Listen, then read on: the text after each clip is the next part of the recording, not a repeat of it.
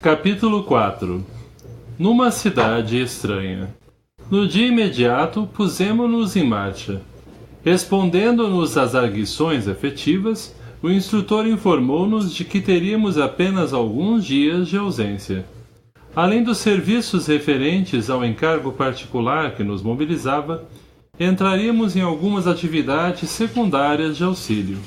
Técnico em missões dessa natureza, afirmou que nos admitira num trabalho que ele poderia desenvolver sozinho, não só pela confiança que em nós depositava, mas também pela necessidade da formação de novos cooperadores especializados no Ministério de Socorro às Trevas. Após a travessia de várias regiões, em descida com escalas por diversos postos e instituições socorristas, penetramos vasto domínio de sombras. A claridade solar jazia diferenciada. Fumo cinzento cobria o céu e em toda a sua extensão. A volitação fácil se fizera impossível. A vegetação exibia aspecto sinistro e angustiado. As árvores não se vestiam de folhagem farta, e os galhos, quase secos, davam a ideia de braços erguidos em súplicas dolorosas. Aves agoureiras de grande tamanho, de uma espécie que poderá ser situada entre os corvídeos, crocitavam em surdina, semelhando-se a pequenos monstros alados espiando presas ocultas. O que mais contristava, porém, não era o quadro desolador, mais ou menos semelhante a outros de meu conhecimento, e sim os apelos cortantes que provinham dos charcos. Gemidos tipicamente humanos eram pronunciados em todos os tons.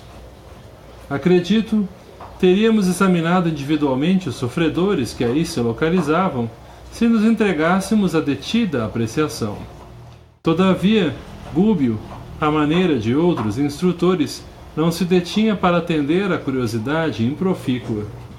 Lembrando a selva escura a que Alighieri se reporta no imortal poema, eu trazia o coração premido de interrogativas inquietantes. Aquelas árvores estranhas de frondes ressecadas, mas vivas, seriam almas convertidas em silenciosas sentinelas de dor, qual a mulher de Ló, transformada simbolicamente em estátua de sal? E aquelas grandes corujas diferentes, cujos olhos brilhavam desagradavelmente nas sombras, seriam homens desencarnados sob tremendo castigo da forma? Quem chorava nos vales extensos de lama? Criaturas que houvessem vivido na terra que recordávamos ou duendes desconhecidos para nós? De quando em quando, grupos hostis de entidades espirituais em desequilíbrio nos defrontavam, seguindo adiante indiferentes e incapazes de registrar-nos a presença. Falavam em alta voz, em português degradado, mas inteligível, evidenciando pelas gargalhadas deploráveis condições de ignorância. Apresentavam-se em trajes bizonhos e conduziam a apetrechos de lutar e ferir. Avançamos mais profundamente, mas o ambiente passou a sufocar-nos. Repousamos de algum modo, vencidos de fadiga singular, e Gúbio, depois de alguns momentos, nos esclareceu. Nossas organizações perispíriticas, a maneira de escafandro estruturado em material absorvente, por ato deliberado de nossa vontade, não devem reagir contra as baixas vibrações deste plano. Estamos na posição de homens que, por amor, descessem a operar no imenso lago de lodo. Para socorrer eficientemente os que se adaptaram a ele, são compelidos a cobrir-se com as substâncias do charco, sofrendo-lhes com paciência e coragem a influenciação deprimente. Atravessamos importantes limites vibratórios e cabe-nos entregar a forma exterior ao meio que nos recebe, a fim de sermos realmente úteis aos que nos propomos auxiliar. Fim da nossa transformação transitória, seremos vistos por qualquer dos habitantes desta região menos feliz. A oração, de agora em diante, deve ser nosso único fio de comunicação com o alto, até que eu possa verificar, quando na crosta, qual o minuto mais adequado de nosso retorno aos dons luminescentes. Não estamos em cavernas infernais, mas atingimos grande império de inteligências perversas e atrasadas, anexo aos círculos da crosta, onde os homens terrestres lhes sofrem permanente influenciação. Chegou para nós o momento de pequeno testemunho. Muita capacidade de renúncia é indispensável, a fim de alcançarmos nossos objetivos. Podemos perder por falta de paciência ou por escassez de vocação para o sacrifício. Para a malta de irmãos retardados que nos envolverá, seremos simples desencarnados, ignorantes do próprio destino. Passamos a inalar as substâncias espessas que pairavam em derredor, como se o ar fosse constituído de fluidos viscosos. Eloy estirou-se ofegante, e não obstante experimentar por minha vez asfixiante opressão, busquei padronizar atitudes pela conduta do instrutor, que tolerava a metamorfose, silencioso e palidíssimo. Reparei, confundido, que a voluntária integração com os elementos inferiores do plano nos desfigurava enormemente. Pouco a pouco, sentimos-nos pesados, e tive a ideia de que fora de improviso religado de novo ao corpo de carne, porque, embora me sentisse dono da própria individualidade, me via revestido de matéria densa, como se fosse obrigado a envergar inesperada armadura. Decorridos longos minutos, o orientador apelou diligente. Prossigamos, doravante seremos auxiliares anônimos. Não nos convém, por enquanto, a identificação pessoal. Mas não será isto mentir? Clamou Eloy, quase refeito. Gúbio dividiu conosco um olhar de benevolência e explicou bondosamente. Não te recordas do texto evangélico que recomenda não saiba a mão esquerda o que dá à direita? Este é o momento de ajudarmos sem alarde. O Senhor não é mentiroso quando nos estende invisíveis recursos de salvação, sem que lhe vejamos a presença. Nesta cidade sombria, trabalham inúmeros companheiros do bem nas condições em que nos achamos. Se erguemos bandeira provocante nestes campos, nos quais 95% das inteligências se encontram devotadas ao mal e à desarmonia, nosso programa será estraçalhado em alguns instantes. Centenas de milhares de criaturas aqui padecem amargos choques de retorno à realidade, sob a vigilância de tribos cruéis, formadas de espíritos egoístas, invejosos e brutalizados. Para a sensibilidade medianamente desenvolvida, o sofrimento aqui é inapreciável. E há governo estabelecido num reino estranho e sinistro quanto este? Indaguei. Como não? Respondeu Gúbio atenciosamente. Qual ocorre na esfera carnal, a direção neste domínio é concedida pelos poderes superiores, a título precário. Na atualidade, este grande empório de padecimentos regenerativos permanece dirigido por um sátrapa de inqualificável impiedade, que aliciou para si próprio o pomposo título de grande juiz, assistido por assessores políticos e religiosos tão frios e perversos quanto ele mesmo. Grande aristocracia de gênios implacáveis aqui se alinha, senhorando milhares de mentes preguiçosas, delinquentes e enfermiças. E por que permite Deus semelhante absurdo? Dessa vez era o meu colega que perguntava de novo, um tanto apavorado agora, ante os compromissos que assumíramos. Longe de perturbar-se, Gúbio replicou: pelas mesmas razões educativas por meio das quais não aniquila uma nação humana quando, desvairada pela sede de dominação, desencadeia guerras cruentas e destruidoras, mas a entrega à expiação dos próprios crimes e ao infortúnio de si mesma, para que aprenda a integrar-se na ordem eterna que preside a vida universal. De período a período, contado cada um por vários séculos, a matéria utilizada por semelhantes inteligências é revolvida e reestruturada, qual acontece nos círculos terrenos. Mas, se o Senhor visita os homens pelos homens que se santificam, corrige igualmente as criaturas por intermédio das criaturas que se endurecem ou bestializam. Significa então que os gênios malditos, os demônios de todos os tempos? Exclamei reticencioso. Somos nós mesmos, completou o instrutor paciente, quando nos desviamos impenitentes da lei.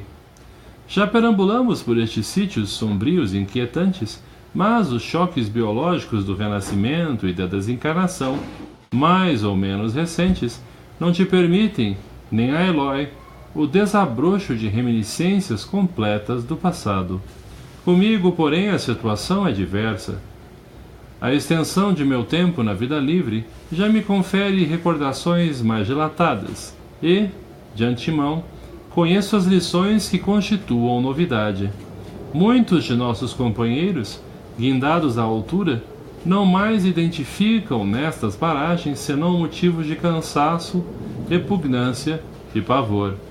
Todavia, é forçoso observar que o pântano, invariavelmente, é uma zona da natureza pedindo socorro dos servos mais fortes e generosos. Música exótica fazia-se ouvir não distante, e Gúbio rogou-nos prudência e humildade em favor do êxito no trabalho a desdobrar-se. Reerguemo-nos e avançamos. Fizera-se-nos tardio o passo e nossa movimentação difícil. Em voz baixa, o orientador reiterou a recomendação. Em qualquer constrangimento íntimo, não nos esqueçamos da prece. É, de hora em diante, o único recurso de que dispomos a fim de mobilizar nossas reservas mentais superiores em nossas necessidades de reabastecimento psíquico. Qualquer precipitação pode arrojar-nos a estados primitivistas, lançando-nos em nível inferior, análogo ao dos espíritos infelizes que desejamos auxiliar. Tenhamos calma e energia, doçura e resistência, de ânimo voltado para o Cristo. Lembremo-nos de que aceitamos o encargo desta hora não para justiçar, e sim para educar e servir. Adiantamo-nos caminho afora, como se fazia possível. Em minutos breves, penetramos vastíssima aglomeração de vielas, reunindo casario decadente e sórdido. Rostos horrendos contemplavam-nos furtivamente, a princípio, mas, à medida que varávamos o terreno, éramos observados com atitude agressiva por transeuntes de miserável aspecto. Alguns quilômetros de via pública, repletos de quadros deploráveis, desfilaram a nossos olhos. Mutilados a centenas, aleijados de todos os matizes, entidades visceralmente desequilibradas ofereciam-nos paisagens de arrepiar. Impressionado com a multidão de criaturas deformadas que se enfileirava sob nosso raio visual, perfeitamente arrebanhada ali em experiência coletiva, enderecei algumas interrogações ao instrutor em tom discreto. Por que tão extensa comunidade de sofredores? Que causas impunham tão flagrante decadência da forma? Paciente, o orientador não se fez demorado na resposta. Milhões de pessoas, informou calmo, depois da morte, encontram perigosos inimigos no medo e na vergonha de si mesmas. Nada se perde, André, no círculo de nossas ações, palavras e pensamentos. O registro de nossa vida opera-se em duas fases distintas, perseverando no exterior, por meio dos efeitos de nossa atuação em criaturas, situações e coisas, e persistindo em nós mesmos, nos arquivos da própria consciência, que recolhe matematicamente todos os resultados de nosso esforço, no bem ou no mal, ao interior dela própria. O espírito, em qualquer parte, Move-se no centro das criações que desenvolveu. Defeitos escuros e qualidades louváveis envolvem-no, onde se encontre. A criatura na terra, por onde peregrinamos, ouve argumentos alusivos ao céu e ao inferno, e acredita vagamente na vida espiritual que a espera além túmulo. Mais cedo que possa imaginar, perde o veículo de carne e compreende que não se pode ocultar por mais tempo. Desfeita a máscara do corpo sob a qual se escondia a maneira de tartaruga dentro da carapaça. Sente-se tal qual é e receia a presença dos filhos da luz, cujos dons de penetração lhe identificariam de pronto as mazelas indesejáveis. O perispírito, para a mente, é uma cápsula mais delicada, mais suscetível de refletir-lhe a glória ou a viciação, em virtude dos tecidos rarefeitos de que se constitui. Em razão disso, as almas decaídas no impulso de revolta contra os deveres que nos competem a cada um, nos serviços de sublimação, aliam-se umas às outras por meio de organizações em que exteriorizam, tanto quanto possível, os lamentáveis pendores que lhes são peculiares, não obstante ferretoadas pelo aguilhão das inteligências vigorosas e cruéis. Mas, interferi, não há recursos de soerguer semelhantes comunidades? A mesma lei de esforço próprio funciona igualmente aqui. Não faltam apelos santificantes de cima. Contudo, com a ausência da íntima adesão dos interessados ao ideal da melhoria própria, é impraticável qualquer iniciativa legítima, em matéria de reajustamento geral. Sem que o espírito, senhor da razão e dos valores eternos, que lhes são consequentes, delibere imobilizar o patrimônio que lhe é próprio, no sentido de elevar o seu campo vibratório, não é justo seja arrebatado por imposição a regiões superiores que ele mesmo, por enquanto, não sabe desejar. E até que resolva atirar-se ao empreendimento da própria ascensão, vai sendo aproveitado pelas leis universais no que possa ser útil à obra divina. A minhoca, enquanto é minhoca, é compelida a trabalhar o solo. O peixe, enquanto é peixe, não viverá fora d'água. Sorrindo ante a própria argumentação, concluiu bem-humorado. É natural, pois, que o homem, dono de vastas teorias de virtude salvadora, enquanto se demora no comboio da inferioridade, seja empregado em atividades inferiores. A lei estima infinitamente a lógica. Calou-se Gúbio, evidentemente constrangido pela necessidade de não acordarmos demasiada atenção em torno de nós. Tocado, no entanto, pela miséria que ali emoldurava tanta dor, perdi-me num mar de indagações íntimas. Que empório extravagante era aquele?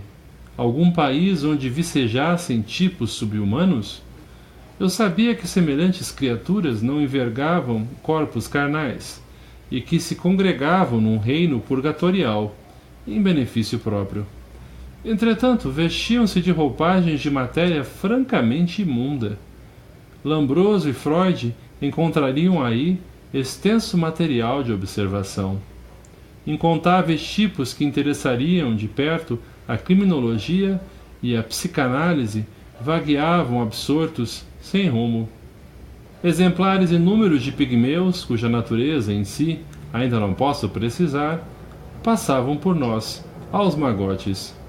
Plantas exóticas desagradáveis ao nosso olhar ali proliferam, e animais em cópia abundante, embora monstruosos, se movimentavam a esmo, dando-me a ideia de seres acabrunhados que pesada mão transformara em duendes. Becos e despenhadeiros escuros se multiplicavam em derredor, acentuando-nos o angustioso assombro. Após a travessia de vastíssima área, não sopitei as interrogações que me escapavam do cérebro. O instrutor, todavia, esclareceu, discreto. Guarda as perguntas intempestivas no momento. Estamos numa colônia purgatorial de vasta expressão. Quem não cumpre aqui dolorosa penitência regenerativa pode ser considerado inteligência subhumana. Milhares de criaturas, utilizadas nos serviços mais rudes da natureza, movimentam-se nestes sítios em posição infraterrestre. A ignorância, por ora, não lhes confere a glória da responsabilidade. Em desenvolvimento de tendências dignas, candidatam-se à humanidade que conhecemos na crosta. Situam-se entre o raciocínio fragmentário do macacoide e a ideia simples do homem primitivo na floresta. Afeiçoam-se a personalidades encarnadas ou obedecem cegamente aos espíritos prepotentes que dominam em paisagens como esta. Guardam, enfim, a ingenuidade do selvagem e a fidelidade do cão. O contato com certos indivíduos inclina-os ao bem ou ao mal, e somos responsabilizados pelas forças superiores que nos governam quanto ao tipo de influência que exercemos sobre a mente infantil de semelhantes criaturas. Com respeito aos espíritos que se mostram nestas ruas sinistras, exibindo formas quase animalescas, neles reparamos várias demonstrações da anormalidade a que somos conduzidos pela desarmonia interna. Nossa atividade mental nos marca o perispírito. Podemos reconhecer a propriedade do acerto, quando ainda no mundo. O glutão começa a adquirir aspecto deprimente no corpo em que habita. Os viciados no abuso do álcool passam a viver de borco, arrojados ao solo, à maneira de grandes vermes. A mulher que se habituou a mercadejar com o vaso físico, olvidando as sagradas finalidades da vida, apresenta a máscara triste, sem sair da carne. Aqui, porém, André, o fogo devorador das paixões aviltantes revela suas vítimas com mais hedionda crueldade. Certo, porque eu refletisse no problema de assistência, o orientador aduziu. É impraticável a enfermagem individual e sistemática numa cidade em que se amontoam milhares de alienados e doentes. Um médico do mundo surpreenderia aqui, a centenas, casos de amnésia, de psicastenia, de loucura, por meio de neuroses complexas, alcançando a conclusão de que toda a patogenia permanece radicada aos ascendentes de ordem mental. Quem cura nestes lugares há de ser o tempo, com a piedade celeste, ou a piedade celeste, por intermédio de embaixadores da renúncia, e em serviços de intercessão para os espíritos arrependidos que se refugiem na obediência aos imperativos da lei, inspirados pela boa vontade. Alguns transeuntes repulsivos ombrearam conosco, e Gúbio considerou prudente silenciar. Notei a existência de algumas organizações de serviços que nos pareceriam, na esfera carnal, ingênuas e infantis, reconhecendo que a ociosidade era, ali, a nota dominante. E porque não visse crianças, exceção feita das raças de anões, cuja existência percebia, sem distinguir os pais dos filhos, arrisquei de novo uma indagação, em voz baixa. Respondeu o instrutor atencioso. Para os homens da terra, propriamente considerados, este plano é quase infernal. Se a compaixão humana separa as crianças dos criminosos definidos, que dizer do carinho com que a compaixão celestial vela pelos infantes? E por que, em geral, tanta ociosidade neste plano? Indaguei ainda. Quase todas as almas humanas situadas nestas furnas sugam as energias dos encarnados e lhes vampirizam a vida, qual se fossem lampreias insaciáveis no oceano do oxigênio terrestre. Suspiram pelo retorno ao corpo físico, de vez que não aperfeiçoaram a mente para a ascensão, e perseguem as emoções do campo carnal com o desvario dos sedentos no deserto. Quais fetos adiantados, absorvendo as energias do seio materno, consomem altas reservas de força dos seres encarnados que as acalentam, desprevenidos de conhecimento superior. Daí, esse desespero com que defendem no mundo os poderes da inércia e essa aversão com que interpretam qualquer progresso espiritual ou qualquer avanço do homem na montanha de santificação. No fundo, as bases econômicas de toda essa gente residem ainda na esfera dos homens comuns e, por isso, preservam apaixonadamente o sistema de furto psíquico, dentro do qual se sustentam juntas comunidades da Terra. A essa altura, defrontamos ascendentes no solo que o instrutor nos levou a atravessar. Subimos dificilmente a rua íngreme e, em pequeno planalto que se nos descortinou aos olhos espantadiços, a paisagem alterou-se. Palácios estranhos surgiam imponentes, revestidos de claridade abraseada, semelhante à auréola do aço incandescente. Praças bem cuidadas, cheias de povo, ostentavam carros soberbos, puxados por escravos e animais. O aspecto devia, a nosso ver, identificar-se com o das grandes cidades do Oriente, de 200 anos atrás. Liteiras e carruagens transportavam personalidades humanas, trajadas de modo surpreendente, em que o escarlate exercia domínio, acentuando a dureza dos rostos que emergiam dos singulares indumentos. Respeitável edifício destacava-se diante de uma fortaleza, com todos os característicos de um templo, e o orientador confirmou-me as impressões, asseverando que a casa se destinava a espetaculoso culto externo.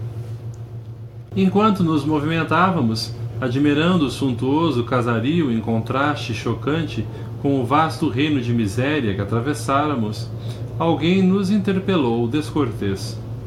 Que fazem? Era um homem alto, de nariz adunco e olhos felinos, com todas as maneiras do policial desrespeitoso, a identificar-nos. Procuramos o sacerdote Gregório, a quem estamos recomendados, esclareceu Gúbio humilde.